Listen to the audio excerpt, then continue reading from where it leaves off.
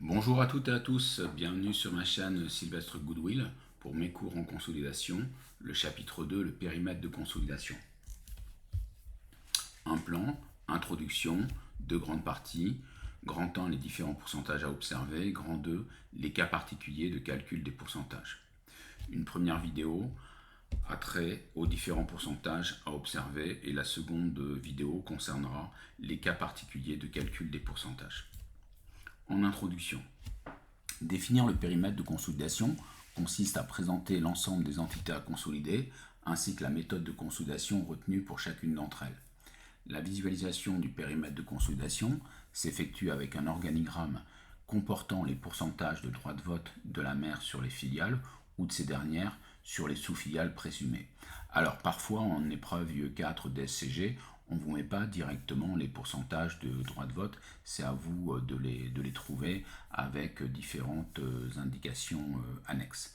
On peut très bien vous mettre simplement les pourcentages de détention d'une société sur une autre, et ensuite il y a des spécificités en termes d'action. Troisième paragraphe. Par la suite, il faudra observer si ces pourcentages permettent de conclure à un contrôle exclusif, conjoint ou à une influence notable pour retenir un périmètre de consolidation. Enfin, les pourcentages d'intérêt permettront de remonter ou exprimer au niveau de la mère ce qui lui revient de ses filiales, à savoir l'actif net et ou mathématiquement ce qui est équivalent la part dans les capitaux propres. Remarque, une autre notion de pourcentage est aussi exprimée. Il s'agit du pourcentage dit d'intégration. Il indique le pourcentage de remontée des comptes d'actifs et de passifs d'une filiale ou d'une sous-filiale au niveau de la mère. Si une mère détient le contrôle exclusif et donc pratique l'intégration globale, le pourcentage d'intégration est de 100%. En dispatchant entre les parties prenantes, donc on déterminera le pourcentage d'intérêt du groupe, encore dit pourcentage d'intérêt mère, encore dit pourcentage d'intérêt propriétaire et le pourcentage d'intérêt des minoritaires. Eux, ils sont propriétaires, mais on ne les appellera pas des propriétaires, dit intérêt minoritaire, encore appelé participation ne donnant pas le contrôle. Si une société mère détient un contrôle conjoint et donc pratique l'intégration proportionnelle, le pourcentage d'intégration des actifs et passifs correspond au pourcentage d'intérêt de la mère. Si une société exerce seulement une influence notable et donc pratique la mise en équivalence, le pourcentage d'intégration des actifs et passifs est nul. Observons dans un premier temps, grand 1, les différents pourcentages à observer. Tout d'abord, grand A, le pourcentage de contrôle. Le pourcentage de contrôle est le pourcentage de droit de vote d'une société mère sur une filiale ou sous-filiale. C'est le pourcentage qui permet à la mère de prendre éventuellement les décisions stratégiques concernant l'entité contrôlée. Tant que la mère contrôle une société en intégration globale, la chaîne de contrôle continue. Elle s'arrête en deçà d'une entité en intégration proportionnelle ou mise en équivalence. On dit alors qu'il y a une rupture de la chaîne de contrôle pour le maillon correspondant. Faites bien attention, toutes les actions n'ont pas forcément le même niveau de droit de vote. Une action ordinaire, aussi dite simple ou classique, dispose d'un droit de vote. Une action à droit de vote double, comme son nom l'indique, dispose de 2 droits de vote. Une action de préférence, ADP, anciennement appelée action à dividende prioritaire, n'a pas de droit de vote. Le fait qu'elle n'ait pas de droit de vote est compensé par un dividende qui est plus intéressant que celui procuré par une action ordinaire. Maintenant, nous avons des titres un petit peu particuliers, comme par exemple le certificat de droit de vote. Ce n'est pas au sens strict une action, mais c'est comme son nom l'indique, un certificat qui donne un droit de vote. Ensuite, une ORA ou OCA. Ce sont des titres dits hybrides, puisque nous avons des obligations remboursables en actions ou convertibles en actions.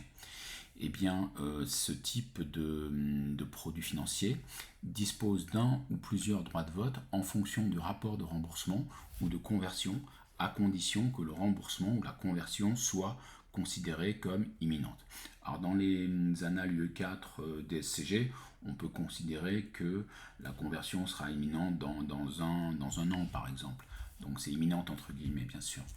Bien, maintenant regardons des exemples concrets. Vous avez une société A qui dispose de 70% des titres, on va considérer que ce sont des actions simples. B, 39% des titres de C, et B détient sur C 15%. Donc la problématique va être de déterminer le pourcentage de contrôle de A sur C. Alors nous regardons s'il y a une rupture éventuelle de chaîne de contrôle. A est largement majoritaire dans B, à plus de 50% et 40%, donc quel que soit le référentiel IFRS à 50% et plus et ANC à 40% et plus, on voit que A contrôle B exclusivement. Donc B est en intégration globale, donc la chaîne de contrôle continue. Étant donné que A est majoritaire sur B, les autres personnes qui disposent de 30%, les autres actionnaires qui disposent de 30% sur B, n'ont pas le pouvoir stratégique sur B. Donc c'est comme si on considérait A pour 100%, et donc ensuite B sur C compte pour 15%. Alors attention, les 30% existent certes en termes de propriété, mais en termes de contrôle, c'est comme si A contrôlait seul B. Et donc c'est la raison pour laquelle ensuite on considère 15% le pourcentage de contrôle de A sur C en passant par B. On ne va pas faire 70% fois 15%. On prend directement les 15%. Et ensuite on va rajouter en accès direct A sur C 39%. Donc là c'est ce que j'ai marqué. Pourcentage de contrôle de A sur C, pourcentage direct plus pourcentage indirect, 39% plus 15%, car B est contrôlé exclusivement par A, 54% supérieur à 50%, d'où quel que soit le référentiel, C est contrôlé exclusivement par A, et donc sera consolidé selon la méthode de l'intégration globale. Maintenant, deuxième type d'exemple, chiffré. Nous avons A qui détient, deuxième exemple, nous avons A qui détient 39% de B. 39%, c'est en dessous des 40% en ANC, 40% plus une voix. Donc A exerce sur B une grosse influence notable. Donc la société B va être mise en équivalence. Par conséquent, au-delà de B, il y a une rupture de chaîne de contrôle entre B et C. Donc on va considérer le contrôle de A sur C qu'étant un contrôle direct, à 38%. Donc vous voyez, pourcentage de contrôle de A sur C, pourcentage direct plus pourcentage indirect, 38% plus 0%, car il y a une rupture de chaîne de contrôle au-delà de B qui est sous influence notable de A et donc mise en équivalence. Alors faites bien attention parce qu'ici je m'intéresse uniquement aux chiffres en dehors d'un contexte qui serait précisé. Donc je considère que les chiffres suffisent en eux-mêmes. Mais on pourrait très bien se dire que avec 39%, du fait de pacte d'actionnariat, etc., avec d'autres actionnaires, A contrôle B exclusivement, et donc il n'y aurait pas à ce moment-là de rupture de chaîne de contrôle. Mais là, je répète bien, je considère uniquement du chiffrage, et non pas des situations particulières de pacte d'actionnariat par ailleurs. Bien. Maintenant, nous abordons au point B, grand B, le pourcentage d'intérêt. Le pourcentage d'intérêt est le pourcentage de droit de propriété d'une mère sur une filiale ou sous-filiale. C'est le pourcentage d'appartenance de la mère dans les capitaux propres et la valeur de l'entité supposée.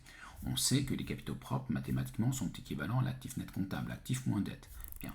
Donc cela synthétise la valeur de la société du point de vue consolidation, point de vue comptable. Il faut savoir que tout type d'action dispose d'un droit d'intérêt, encore dit de propriété, de patrimoine. Et nous avons des titres un petit peu particuliers en dehors des actions, comme par exemple certificat d'investissement, qui disposent d'un droit de propriété ou droit d'intérêt. Bien, un exemple ultra simple, A sur B, 60% de détention, action ordinaire.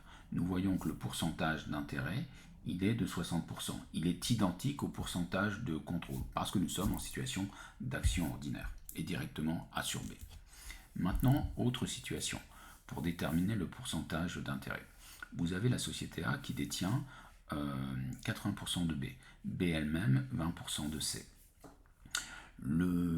Si nous nous intéressions au contrôle, le A sur B 80%, donc B est contrôlé exclusivement par A, B est en intégration globale, ensuite B sur C, nous avons 20%, donc là c'est le seuil en termes de chiffres pour définir une influence notable, donc C est mise en équivalence par B et mise en équivalence par A, parce que, si c'est A qui consolide au final, parce que B est contrôlé par A, bien, exclusivement.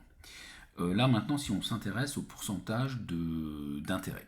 Pourcentage d'intérêt, A sur B, c'est 80%, B sur C, c'est 20%, donc A a droit sur C à 80% des 20%. C'est du patrimoine, c'est-à-dire 16%. Donc vous faites bien la distinction dans ce schéma entre la notion de pourcentage de contrôle et la notion de pourcentage d'intérêt qui, selon certains cas de figure, peuvent différer. C'est le cas ici, puisque A sur C, C est contrôlé à hauteur de 20% par A, alors que le pourcentage de patrimoine de A sur C n'est que de 16%. Bien. Autre exemple. Exemple 3. Pourcentage d'intérêt en cas de passage par plusieurs sociétés en parallèle pour aboutir à la sous-filiale. Donc vous avez la société A qui n'a aucune détention directe sur une société qu'on va appeler cible ici D. Donc elle doit passer par des sociétés intermédiaires, des filiales, pour atteindre sa sous-filiale D.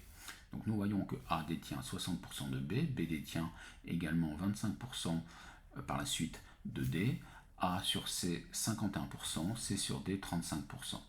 Donc là on peut se dire, est-ce que déjà D fait partie du périmètre de consolidation?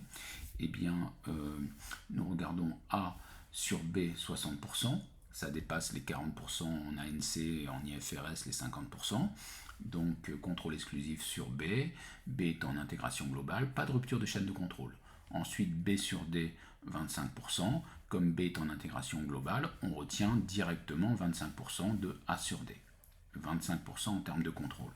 Maintenant, A sur C, plus de 40%, plus de 50%, ANC IFRS, C contrôle exclusif par A, contrôle exclusivement par A, intégration globale, pas de rupture de chaîne de contrôle, donc on continue, 35% C sur D, cela correspond aussi à 35% A sur D, car C est contrôlé exclusivement par A. Donc en termes de pourcentage de contrôle, de A sur D, nous sommes à 25 en indirect plus un autre indirect de 35%, 60%. Supérieur à 40% et 50%, ANC-IFRS, je me répète, donc D est en intégration globale. Maintenant, la problématique qui était posée dans cet exemple, c'était de déterminer le pourcentage d'intérêt. Pourcentage de patrimoine, A sur D, 60% fois les 25%, donc le quart, 25% de 60%. Voilà, nous sommes à 15%, plus ensuite un peu plus de la moitié, 51% fois 35%, donc ce qui nous fait un peu plus de 17,5%, donc 15 plus 17,5, on est à 32,5, bon plus précisément ça nous fait 32,85. Pourcentage d'intérêt de A sur D, pourcentage indirect de la branche ABD, plus pourcentage indirect de la branche ACD. 60% fois 25%, plus 50%, 51% fois 35%, 15% plus 17,85%, 32,85%. Voilà, vous voyez les branches ABD et ABD et ACD. Voilà. Ensuite, dans une autre vidéo, nous verrons les cas particuliers de calcul des pourcentages de contrôle et d'intérêt. Donc voilà qui clôture notre première vidéo sur les différents pourcentages à observer au niveau du périmètre de consolidation. Voilà. Eh bien, je vous dis à bientôt sur ma chaîne. Portez-vous bien. Goodwill à toutes et à tous. Bye bye. Merci.